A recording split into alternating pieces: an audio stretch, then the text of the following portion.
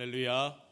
오늘 주의 말씀 가운데 우리의 삶의 답이 되시는 우리 주님을 만나시고 길을 찾으시는 저와 여러분 되시기를 주의 이름으로 축원합니다. 자, 우리 교회 사는 동네, 여러분 이 동네 어떠세요? 이 동네는요, 미국이긴 한데 우리가 전통적으로 생각하는 백인들, 소위 우리가 혈통적으로 앵글로 섹슨이라고 말하는 그 영미 계통의 백인들이 그렇게 많이 살지 않습니다. 그렇다고 흑인들이 많이 사는 것 같지도 않고요, 우리 한인들이 많이 살지도 않습니다. 그게 좀 아쉬워요. 저한테는 우리 한인들이 좀 많이 살지 않아요. 그런데 이 동네에 아주 흥미로운 점들이 많이 있습니다. 이 동네에는요, 원래는 러시아에서 오신 유대인 분들이 좀 많이 살아요. 러시안 주이시 분들이 많이 사시고요, 인도 분들 그리고 중동 분들이 많이 사셔요. 그러다 보니까 이 지역에 꼭 러시아 분들만 아니라 중앙아시아 여러 지역에서 오신 분들이 되게 많더라고요. 뭐 우크라이나, 우즈베키스탄, 무슨 뭐 타지키스탄, 무슨 스탄이 많아요. 하여튼 여기 다니시다 보면 그런 나라들의 음식을, 전통 음식을 먹을 수 있는 식당들도 많이 있습니다. 그 중앙아시아, 인도, 중동 지역, 유라시아 여러 지역에서 온 분들을 여기 이웃으로 두고 살다 보니까 재미있는 일들이 많이 있는데요, 가끔씩 그분들이 우리 교회를 찾아오셔서 요청할 때가 있어요. 무슨 요청을 하시겠어요? 이 예배당을 좀 빌려 썼으면 좋겠어요. 그럴 수 있죠. 우리 교회는 그런 이웃들의 요청에 언제든지 열려 있습니다. 여러분 아시는 대로 이 지역의 모든 주민들이 우리 교회에서 보팅하셔요. 그렇죠? 일렉션 데이에, 선거일에 우리 교회에서 투표하시고요, 우리는 얼마든지 모든 장소를 준비해서 이 지역 커뮤니티가 사용하실 수 있도록 하고요, 그 외에도 우리 이웃들이 여기를 사용하신다고 하면 언제든지 빌려드립니다. 그런데 한 번은요, 그런 분들 가운데서 조금 특별한 분들이 있었어요. 어떤 남자분 한 분이 찾아오셔가지고 자기들이 신앙 공동체인데 우리 교회에서 신앙 모임을 좀 가졌으면 좋겠다는 거예요. 그래서 그냥 일반 이웃들의 커뮤니티 모임이면 또 여쭤보지도 않고 빌려드릴 텐데, 신앙 공동체라고 하니까 이게 조금 신경이 쓰이잖아요. 그렇죠? 우리가 다 빌려드릴 수 있지만 우리 교회에서 무슨 우상 숭배를 한다거나 우리가 이방신을 섬기는 그런 종교 집회를 할 수는 없잖아요. 여기가 하나님의 예배당인데. 그래서 제가 여쭤봤어요. 그러시군요. 그러면 여러분들의 신앙 공동체는 어떤 신앙을 가지신 분들이십니까? 크리스찬이십니까? 그랬더니 대답을 잘 안 하셔요. 혹시 무슬림이셔요? 중앙아시아나 이 중동에 무슬림들이 많으니까 무슬림이십니까? 그랬더니 아니래요. 그건 아니래요. 그러면서 하는 말이 우리는 당신들의 친구입니다. 그러셔요. 예? 그러세요? 그러면 도대체 어떤 신앙을 가지신 거죠? 그러면 정교회 분, 오소독스 처치 많으니까 정교회 분들이신가요? 그건 아니고. 그럼 뭐죠? 조금 더 자세히 말씀해 주시겠어요? 그랬더니 우리는 세례 요한을 믿습니다. 그래요. 실제 있었던 일이에요. 제가 박찬양 목사님하고 같이 계셨는데, 박찬양 목사님이 계셨어야 저희 증인이 되어 주시는데,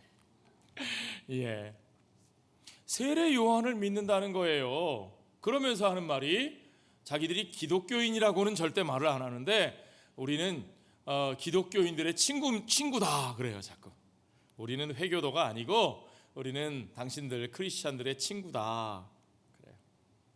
참 고민스럽더라고요. 분명히 기독교 신앙을 가진 분들이 아니고 우리가 조금 알지 못하는 그런 종파인데, 제가 판단이 안 서서 그냥 제가 우리 교회 우리 엘더들하고 의논해보고 나중에 연락드리지요. 그리고 이제 정중하게 거절을 했던 일이 있었어요.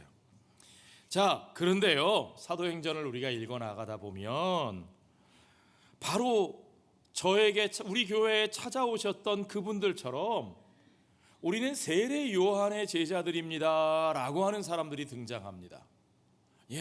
그들 스스로가 세례 요한의 제자들이라고 말하고 그들은 요한의 세례만을 아는 사람들이라고 누가가 그렇게 표현하고 있습니다.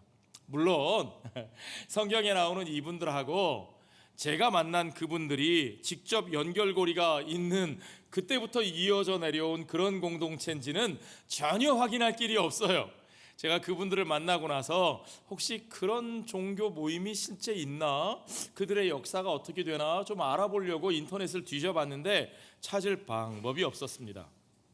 그러나 어쨌든 성경에는요, 바울의 전도 여행 당시에 그렇게 세례 요한의 메시지를 듣고 하나님 나라의 운동에 동참했던 사람들. 자, 여러분 기억하시죠? 세례 요한의 메시지가 뭐였어요? 회개하라. 무엇이 가까웠느니라? 천국이 가까웠느니라. 회개하라. 하나님의 나라가 가까이 왔느니라. 그러니까 세례 요한의 메시지는 하나님의 나라가 가까이 오셨다. 이제 임하실 것이다. 하나님 나라의 도래와 그리고 그 나라를 맞아들이기 위하여 돌아서라. 회개하라. 라는 메시지였어요. 그것은 결국 곧 활동을 시작하실, 공생애를 시작하실 메시아 예수님의 길을 준비하는 것이었고, 그 예수님도 그의 공생애를 처음 시작하시면서 세례 요한의 메시지와 똑같은 메시지를 선포하셨죠. 그렇죠? 회개하라. 하나님의 나라가 가까이 왔느니라.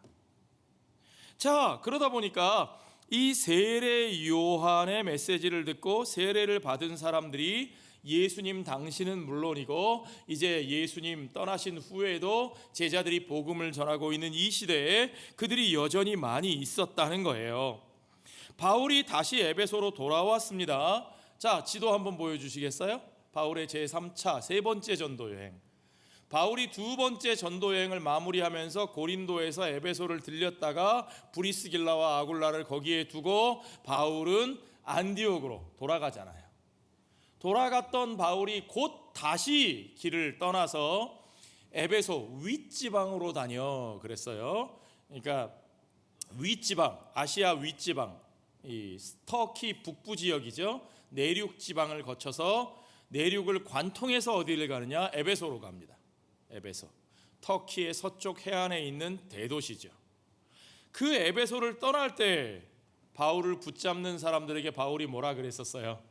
하나님의 뜻이면 내가 다시 올 것이다. 그 말씀대로 됐습니다. 그 말대로 됐어요. 정말 하나님의 뜻이 있어서 바울을 그 에베소로 다시 보냈고요. 그 에베소에서 바울은 이제 2년이나 머물면서 그들에게 하나님의 복음을 자세히 가르치는 사역을 합니다.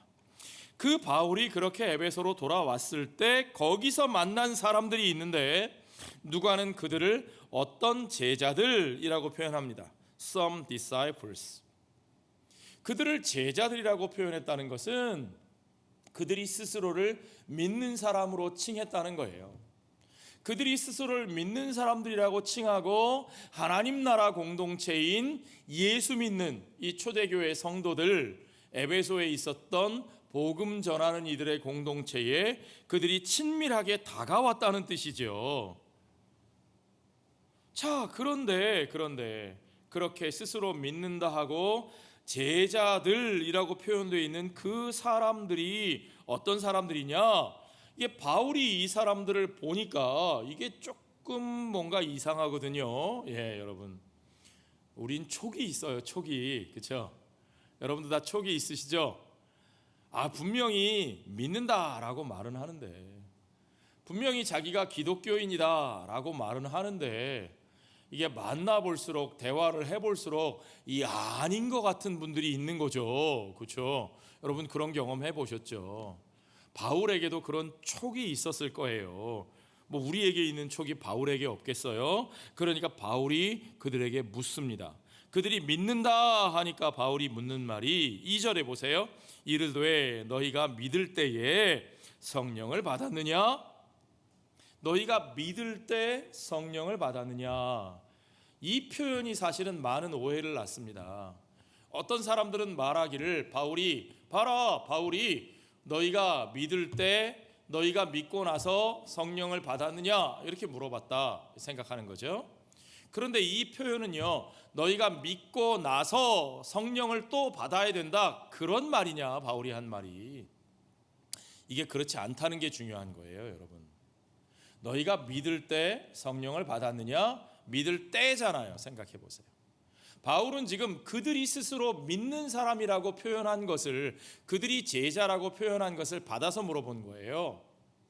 그러니까 그들도 같이 하나님 나라 공동체 안에 있는 사람들이니까, 그들이 요한의 제자들이니까 당시 세례 요한과 예수 그리스도가 함께 선포했던 그 하나님 나라, 그러니까 우리도 그 하나님의 나라를 기다리는 사람들입니다. 우리가 그것을 위하여 회개하고 세례를 받은 사람들입니다 라고 말을 한 거죠.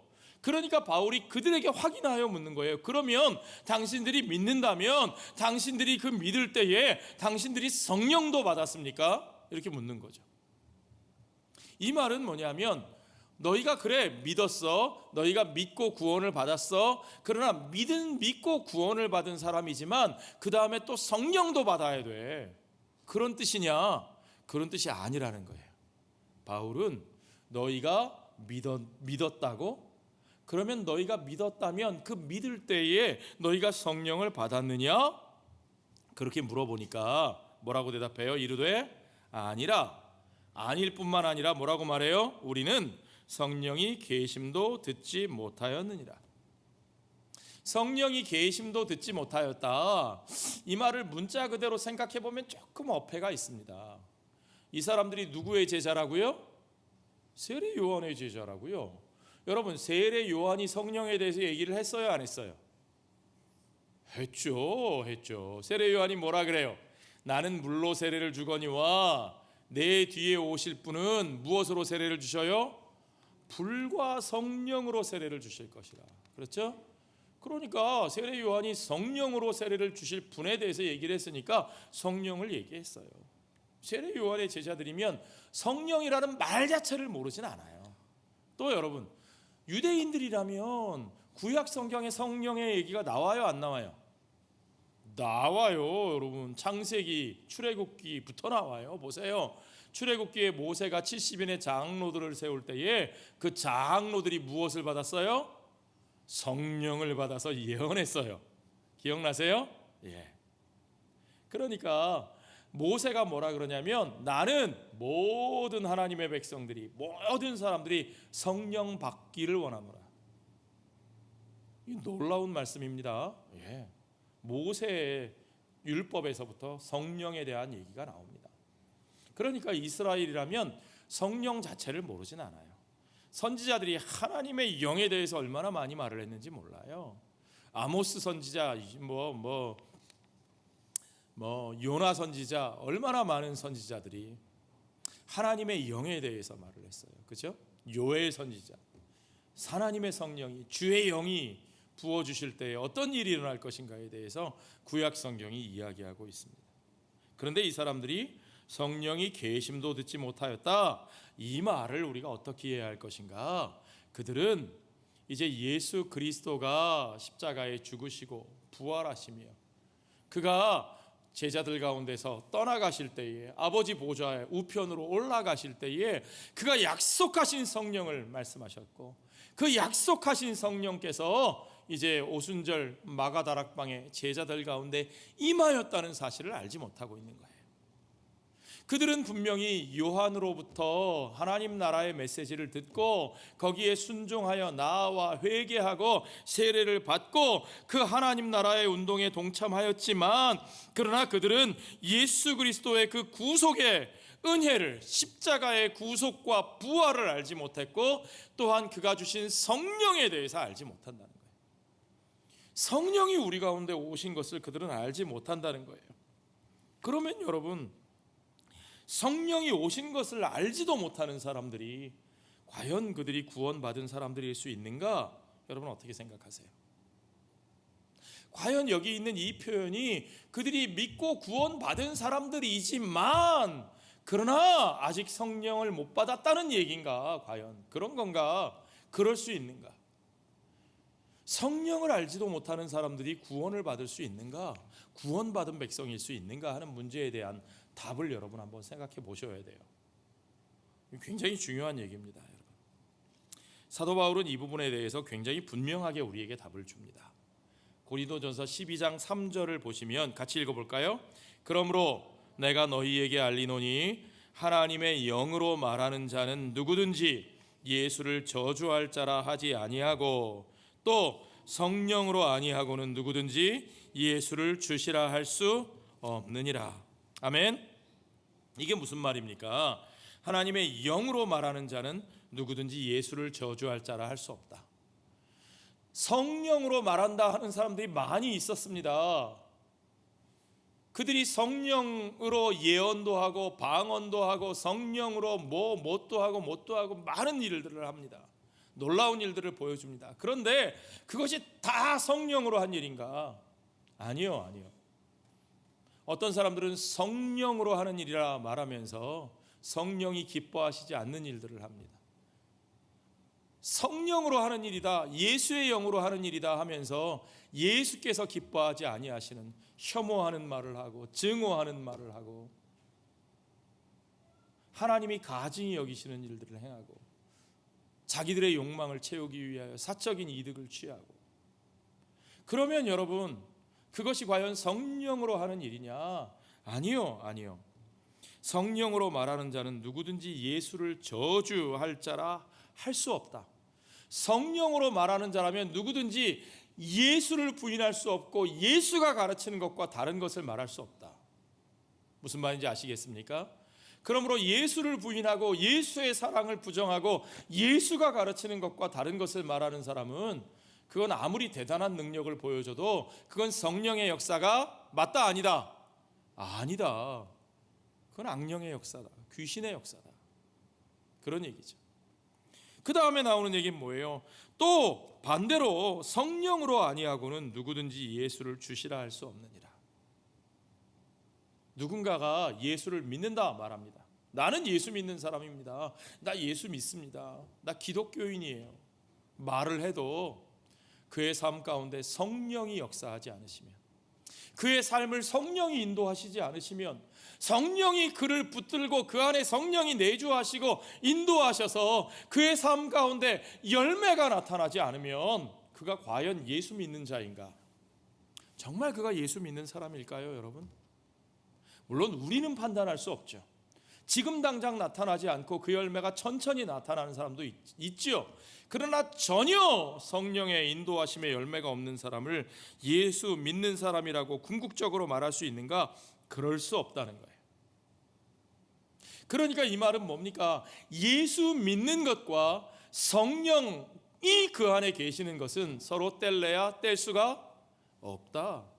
예수 믿는 것은 우리 스스로가 하는 일이 아니라는 거예요. 그것이야말로 예수의 영이신 성령께서 우리 안에 역사하심으로 이루어지는 일인 것을 여러분 믿으시기 바랍니다.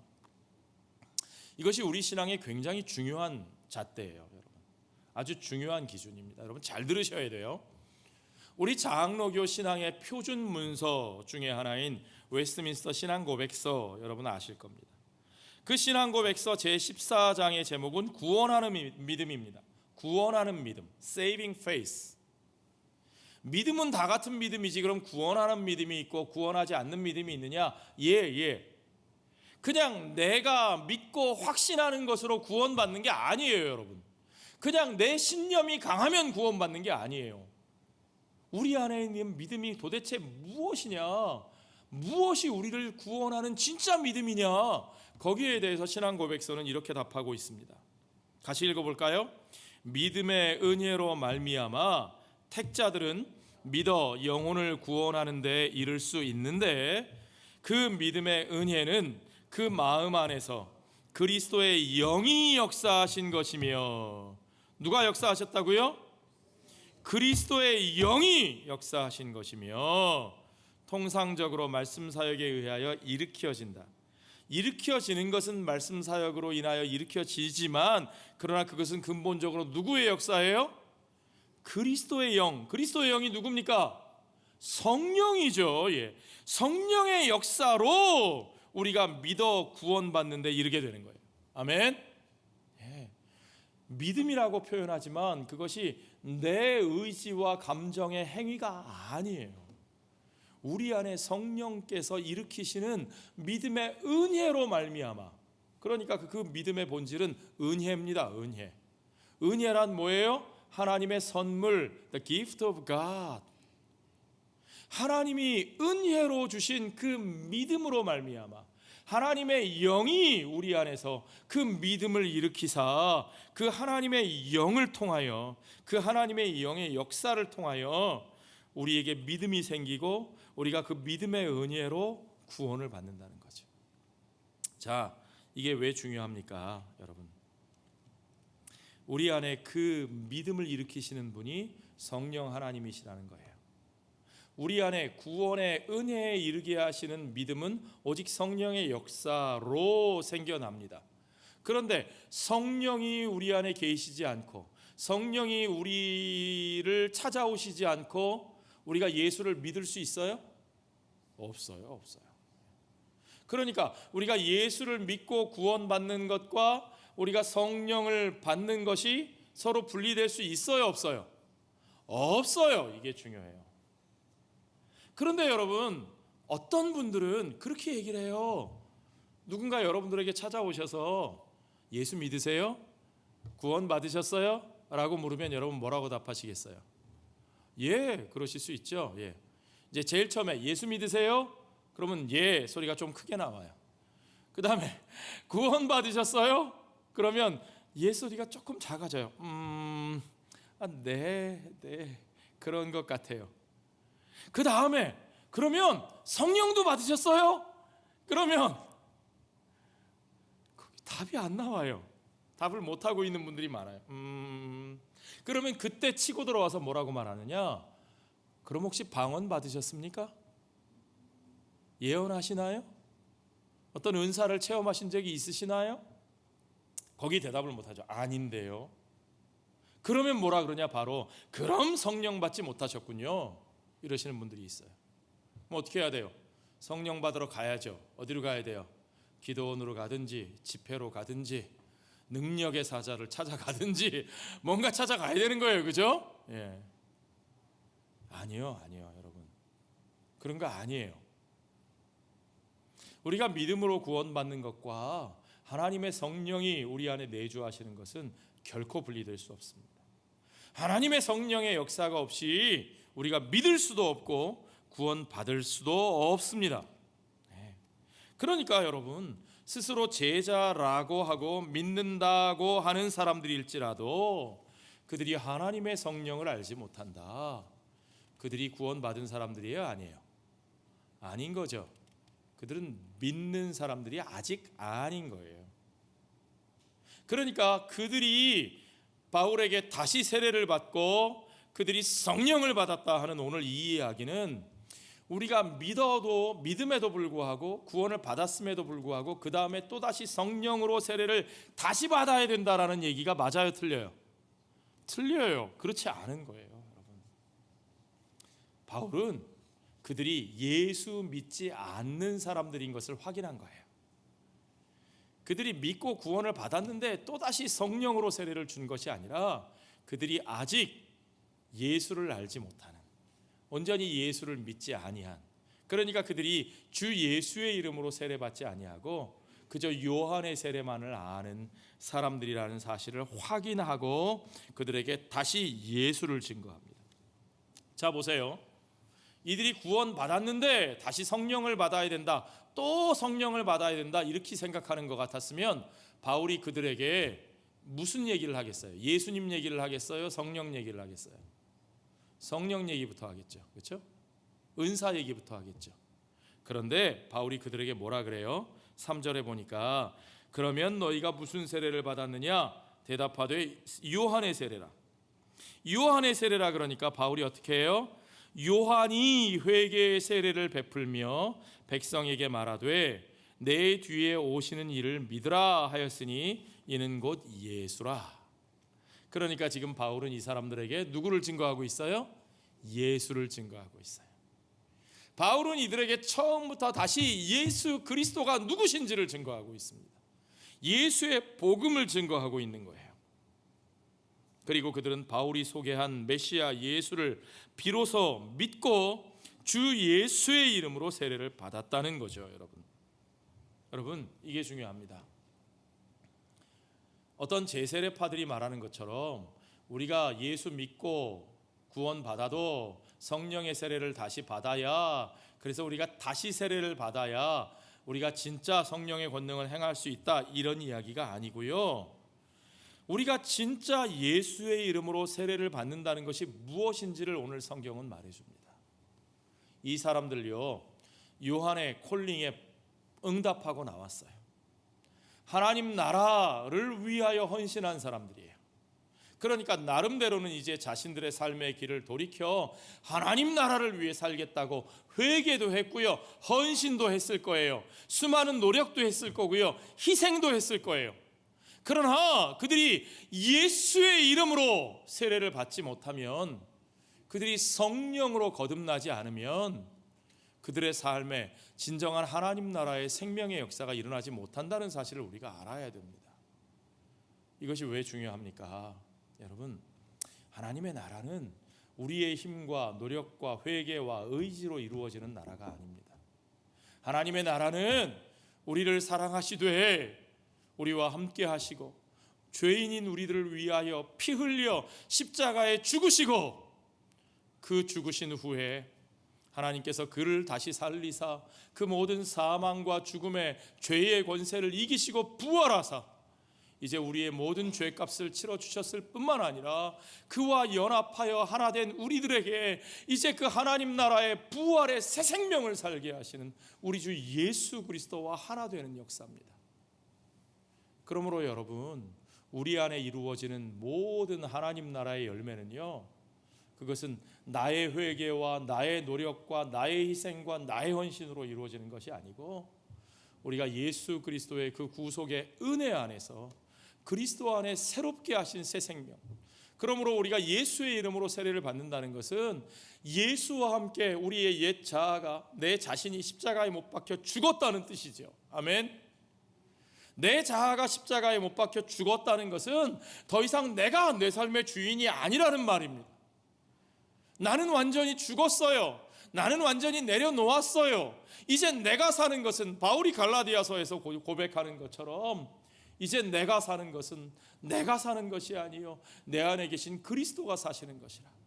어떻게 내 안에 그리스도가 사십니까? 우리가 아는 대로 부활하신 주님은 저 하늘로 승천하사 아버지 우편에 올라가 계신데 우리 안에는 도대체 누가 계시다는 말입니까? 우리 안에는 예수 그리스도께서 약속하신 그대로 오순절에 마가다락방에 임하셨던 바로 그 성령 하나님, 그리스도의 영이신 그분이 우리 가운데 임하사 오늘 우리와 함께 거하시는 것을 여러분 믿으시기 바랍니다. 예수와 하나 된 우리 가운데 그리스도의 성령이 거하심으로 말미암아 이제는 우리가 우리의 삶의 주인 노릇하지 아니하고 그가 인도하시는 그 길을 따라 우리가 갈 수 없었던 길, 진정한 하나님 나라의 길, 우리의 모든 욕망과 욕심을 내려놓고 내가 주인 되는 삶을 내려놓고 세상과 함께 멸망하는 삶의 길을 걸어가지 아니하고 이제 온전히 십자가의 길을 걸어가신 예수 그리스도, 온전한 사랑과 온전한 하나님의 공의를 우리의 삶 가운데 이루신 그분을 따라 그의 길을 걸어가는 삶, 그와 함께 사는 전혀 새로운 삶, 그리스도의 영이신 성령과 함께 전혀 새로운 삶을 살아가는 삶으로 우리가 세워졌다는 사실을 여러분 믿으시기 바랍니다. 영생은요, 우리가 그리스도와 함께 그리스도의 영이신 성령과 함께 전혀 새로운 삶을 시작했다는 뜻입니다. 영생은요, 우리가 나중에 죽으면 가는 저 세상을 말하는 것이 아니고요, 우리의 삶이 오늘 여기에서부터 그리스도와 함께하는, 그리스도가 주인 되시는 하나님의 영이 우리를 이끄시는 전혀 새로운 하나님 나라의 삶으로 새로운 생명을 우리가 여기서부터 살게 되었다는 것을 의미한다는 사실을 여러분 바로 아셔야 됩니다. 우리는 이미 그 영생을 소유했고 우리는 이미 그 영생을 살고 있는 사람들입니다. 아멘. 그것은 오직 예수 그리스도 안에서 이루어지고 오직 성령으로 말미암아 이루어집니다. 예수 그리스도와 성령의 역사가 없이 그것이 우리에게 전혀 이루어질 수 있는 길이 없습니다. 그러므로 그들 가운데 그들이 예수의 이름으로 세례를 받을 때에 성령이 그들 가운데 임하시고 그들 가운데 방언의 역사와 예언의 역사가 나타났다고 하는 것은 오순절 성령이 우리 가운데 강림하신 그 사건이 어쩌면 그들 가운데 다시 확인되는 거죠. 이건 오순절에 임하셨던 성령이 떠났다가 다시 오셨다는 뜻이 아니고요, 오순절에 이미 오신 성령의 역사가 그들에게 확인시켜 주시는 거예요. 우리는 성령이 오셨다는 것도 들어본 적이 없는데 그래 성령이 오심으로 말미암아 어떤 일이 이루어졌는지를 그들에게 확인시켜 주시고 그들을 그 성령의 역사 안으로, 성령의 인도하심으로 부르시는 주님의 역사를 우리 눈앞에 보여주십니다. 자, 여러분, 이 장면 앞에서 사실은 오늘 본문이 먼저 앞부분에 나오는 이야기가 있잖아요. 그 앞부분에 여기 보면 요한의 세례만을 아는 한 사람이 더 나와요. 그가 누구예요? 아볼로. 아볼로는 알렉산드리아 출신이라 그랬어요. 알렉산드리아는요, 이 3차 여행 지도를 한번 더 보여주세요. 그 지도를 보시면, 그 지도를 보시면 저기 에베소는 터키 서쪽 끝에 있고요. 그 지중해 바다 건너 남쪽으로 내려오시면 저 아프리카 북쪽에 저기 삼각형 모양의 가오리 연처럼 생긴 강이 나일강이고요. 거기가 이집트예요. 그 이집트 북쪽에 있는 항구가 알렉산드리아입니다. 알렉산드리아는 고대 세계의 가장 큰 도서관이 있는 도시였어요. 세상에서 가장 큰 도서관이 있다는 건 그곳에 뭐가 발달했다는 뜻이에요? 학문이 발달했다는 거죠. 알렉산드리아는 로마와 그리스와 페르시아와 인도에 이르기까지 그 모든 고대 세계의 모든 문화와 지식들이 모여 있었던 곳이에요. 그래서 알렉산드리아 학파가 두고두고 굉장히 큰 영향을 미치는데요, 그 알렉산드리아 학파가 이룬 업적 중에 굉장히 큰 게 뭐냐 하면 이 히브리어로 쓰여져 있는 이스라엘 사람들의 말, 히브리 말로 쓰여져 있던 구약 성경을 당시 전 세계 공용어였던 헬라어, 그리스어로 번역한 성경이 70인역이라고 부르는데 그 70인의 학자들이 바로 이 알렉산드리아에 있던 사람들입니다. 대단한 업적을 이룬 사람들이죠.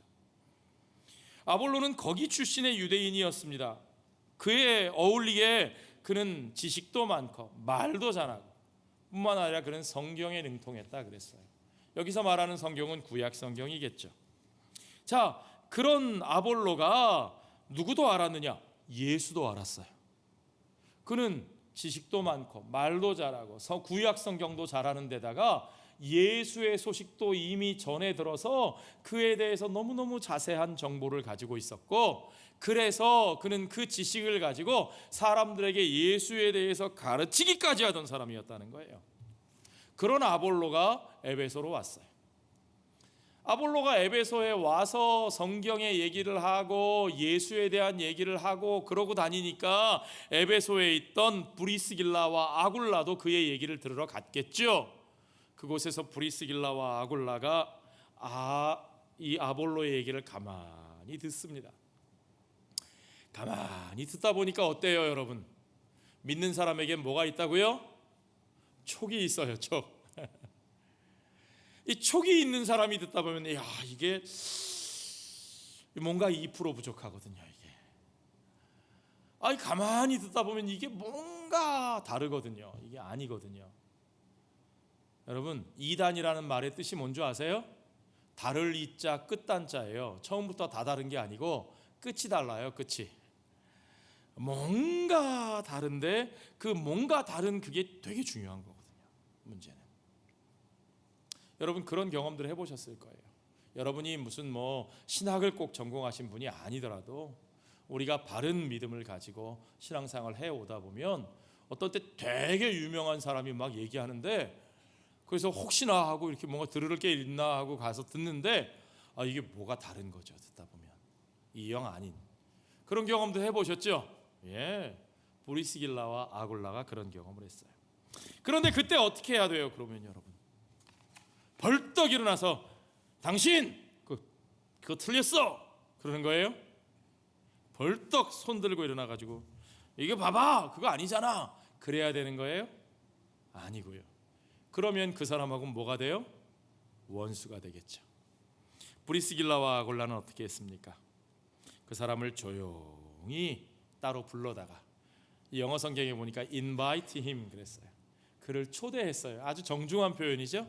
예, 그를 초대해서 그에게 더 정확한 하나님의 도를 더 정확하게 그에게 가르쳤다 그랬습니다. 자, 그러면 뭐가 부족했을까요? 이 아볼로에게 부족했던 게 뭐예요? 25절에 보니까 그가 일찍이 주의 도를 배워 열심으로 예수에 관한 것을 자세히 말하며 가르치나 무엇만 알았다고요? 요한의 세례만 알 따름이라. 그는 예수에 관한 것도 들었어요. 사실 요한의 제자, 요한에 대해서 배운 사람들이 예수를 모르기가 쉽지 않죠. 요한이 예수에 대해서 말씀하고 요한이 예수에 대해서 증거했고 요한이 제자들을 예수님께 보내기까지 했잖아요. 그렇죠? 그런데 어떻게 예수를 모르겠어요? 그런데 그 예수에 관해서 자세히 알고 열정적으로 가르치기까지 했으면서도 결국 그는 요한의 세례만 아는 사람이었다. 그 말은 뭐냐 하면 그가 예수 그리스도와 온전히 하나 되지 못했다는 말이에요. 그가 예수 그리스도의 구속의 은혜로 나아가지 못했고 결국은 그는 하나님의 도를 정확히 알지 못했다는 거예요. 그가 정확히 알지 못한 하나님의 도의 내용은 무엇일까요, 여러분? 저는 그것이 분명히 십자가의 도라고 믿습니다. 그것은 단순한 회개가 아니고 그것은 단순한 헌신이 아니고 그것은 온전히 그리스도의 십자가 안에서 내가 죽고 온전히 그와 하나 되어 그리스도와 함께 내가 죽고 그리스도가 다시 살아 그리스도의 영이신 성령과 함께 온전히 거듭난 사람으로 내가 다시 태어나는 것이죠. 주 예수의 이름으로 세례를 받는다는 것은 분명히 그와 같은 의미를 가집니다.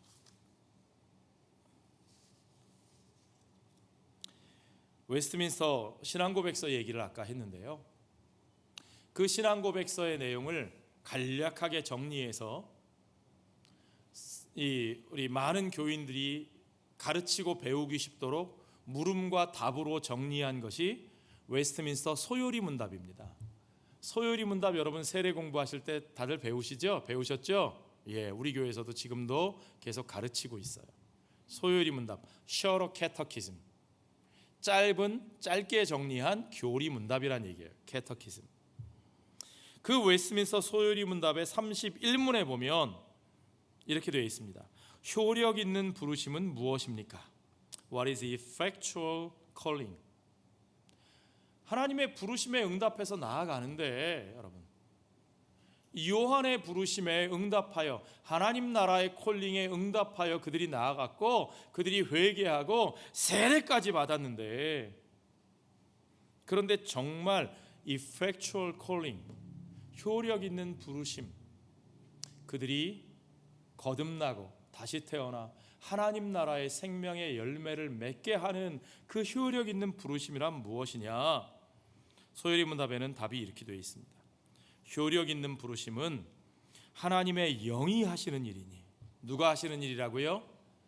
하나님의 영이 하시는 일이니 우리의 죄와 비참을 깨닫게 하시고 또 우리의 마음을 밝혀 그리스도를 알게 하시고 우리의 의지를 새롭게 하시고 우리를 권하사 능히 복음 중에 값없이 주시는 예수 그리스도를 믿도록 하시는 것이다. 온전히 그리스도 앞에서 우리의 죄의 비참함을 깨닫고 우리가 온전히 우리를 위하여 죽으시고 부활하신 그리스도 그가 하나님이 보내신 메시아 이 세상에 하나님의 나라를 세우시고 그 나라를 다스리는 왕 되신 주님이신 것을 우리가 분명히 알고 우리가 그와 합하여 union with Christ 우리가 그분과 연합하여 그분의 십자가에서 우리가 죽고 이제 그분과 함께 다시 살아 그분의 영으로 말미암아 우리가 이제 온전히 새로운 삶으로 나아가게 하시는 그 효력 있는 부르심이 우리 안에 이루어져야 한다는 거죠. 그 모든 일이 성령 안에서 이루어집니다. 그러므로 예수의 이름으로 성령의 세례를 받지 아니하면 우리가 온전히 하나님 나라의 그 생명의 열매를 맺을 수 없다는 것을 성경은 우리에게 분명히 가르쳐주고 있습니다. 소요리 문답 32번째 물음은 효력 있는 부르심을 받은 자들은 이 땅에서 무슨 유익을 얻는가 하는 것입니다. What benefits do they that are effectually called partake of in this life? 그들이 이 땅에서 어떠한 유익을 얻는가? 어떠한 삶을 살게 되는가? 효력 있는 부르심을 받은 자들은 이 땅에서 의롭다 하심과 양자로 삼는 것과 거룩하게 하심을 받고 하나님께서 우리를 justify, 의롭다고 칭해 주시고 하나님께서 우리를 그의 자녀로 삼아 주시고 그리고 우리를 거룩하게 하시는 sanctify 하시는 우리의 삶의 변화가 성령으로 말미암아 우리 안에 일어난다는 거죠. 또 이 땅에서 이와 함께 받는 여러 가지 유익과 여기서 나오는 여러 가지 유익을 받는다고 말씀하고 있습니다. 여러분, 브리스길라와 아굴라가 아볼로에게 가르친 더 정확한 하나님의 도가 무엇인지 오늘 본문에는 자세히 설명하고 있지 않습니다. 그러나 그것은 그저 요한의 세례에만 머무르는 것이 아니고 예수 그리스도의 이름으로 성령으로 거듭나는 진정한 세례의 의미를 우리에게 가르쳐주고 있습니다. 자, 여러분, 요한의 제자로 세례를 받았던 12사람들도 그들도 역시 회개한 사람들이었고 자기들의 희생과 헌신을 통해 하나님 나라를 이루고자 하는 그런 마음을 가지고 있었던 사람들이에요. 아볼로는 말할 것도 없죠. 그는 예수 그리스도에 대한 많은 지식을 가지고 그것을 가르치기까지 하였던 사람입니다. 그러나 여러분, 그것으로 그들이 구원받습니까? 그것으로 그들이 원하던 하나님 나라의 생명의 역사가 이루어졌습니까? 아니요, 아니요, 여러분. 오직 하나님 나라의 생명의 역사는 예수 그리스도와 하나 되는, 예수 그리스도와 하나 되는 것은 무엇입니까? 그것은 오직 그리스도와 함께 십자가에 못 박혀 내가 죽었음을 받아들이는 진정한 십자가의 도로부터 나오는 것을 믿으시기 바랍니다. 우리 안에 하나님의 영, 그리스도의 영이 역사하실 때 내가 죽고 그리스도로 다시 사는 성령이 나를 변화시키시는 진정한 하나님 나라의 새 삶의 역사가 저와 여러분 가운데 일어나는 것을 믿으시기 바랍니다. 아직도 내 회개와 나의 희생과 나의 노력으로 그것이 이루어질 수 있다고 하는 생각, 내가 이 정도 알고 이 정도 지식을 가지고 이 정도 가르치면서 살아왔으니까 그것으로 충분하다는 생각 아닙니다, 여러분. 오늘도 우리가 주 예수 그리스도의 이름으로 세례를 받을 때에 그 세례의 참된 의미를 여러분 다시금 확인하시고 오직 그리스도의 이름과 함께 내 안에 들어오신 성령 하나님, 내 안에 내주하시는 성령 하나님, 오직 그 성령님의 인도하심으로 진정한 하나님 나라의 생명의 삶이 저와 여러분 가운데 이루어지기를 주의 이름으로 축원합니다. 기도하겠습니다.